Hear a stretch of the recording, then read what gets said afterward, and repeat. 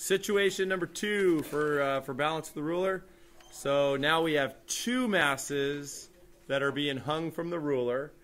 We know everything about mass number 1. This right here represents mass number 1. We're told in the problem, or not told in the problem, we chose it when we recorded our data.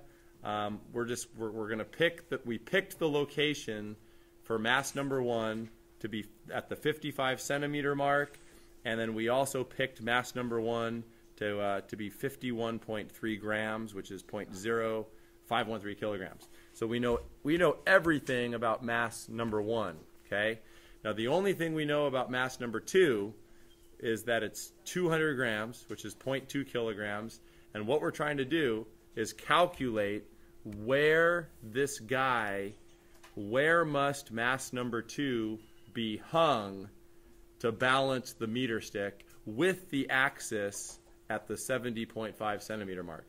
So there's a lot of data to keep track of. Would you guys agree with that? A lot of different numbers, you know, mass of the meter stick, location of the axis. But if you put it on a diagram, which you have to do, it's not so bad. So these are all the forces. So let's go through the forces. So this right here is the exact center of the meter stick. That's where the weight of the meter stick is. So this number right here is mg. This is mg for the meter stick, where this is m. So just take that, multiply by 9.8, you get 1.4857. Okay. This next one, this is mass number 1. This guy's mass number 1. So take this mass, multiply by 9.8, and you get 0.5027. And we chose this location to be 55 centimeters, the 55 centimeter mark. All right, our axis was also chosen by me. I just picked it. So I have the nail. There's a nail that passes through a hole on the meter stick, and it's right at the 70.5 centimeter mark.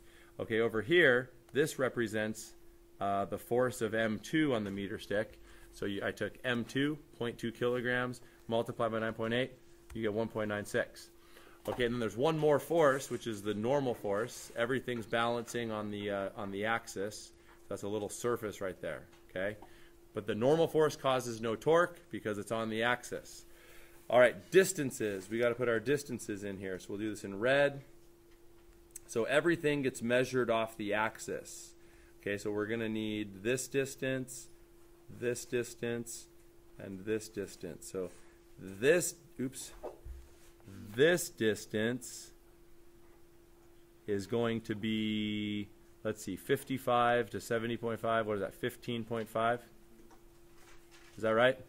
So from 55, from there to there, from 55 to 70.5 is 15.5. That's the distance. And notice it's perpendicular to the force.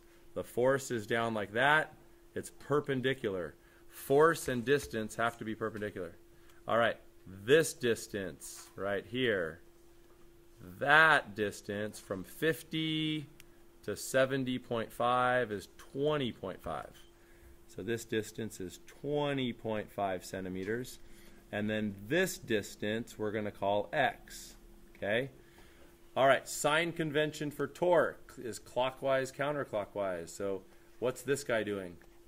Clockwise. And then these two guys are counterclockwise. So let's say clockwise is plus, counterclockwise is minus, and we're all set to go. So now we got 3 torques. There are 3 torques acting on the meter stick. Remember, normal force is on the axis, so it causes no torque.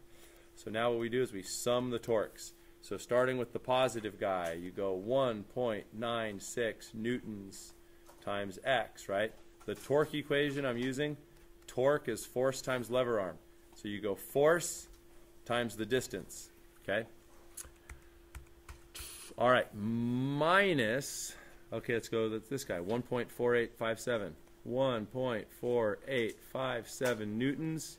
The distance for that guy is 20.5 centimeters. Force times lever arm. Distances are always measured from the axis. Minus 0.5027 newtons times 15.5, and then this equals 0. The torques cancel because it's not rotating. So we take this, solve it for x, it comes out as 19.5 centimeters. So what that's telling us is that mass 2 has to be 19.5 centimeters beyond the axis. So let's see, 70.5 plus 19.5 takes us out to where? 90. Now let's make sure it works.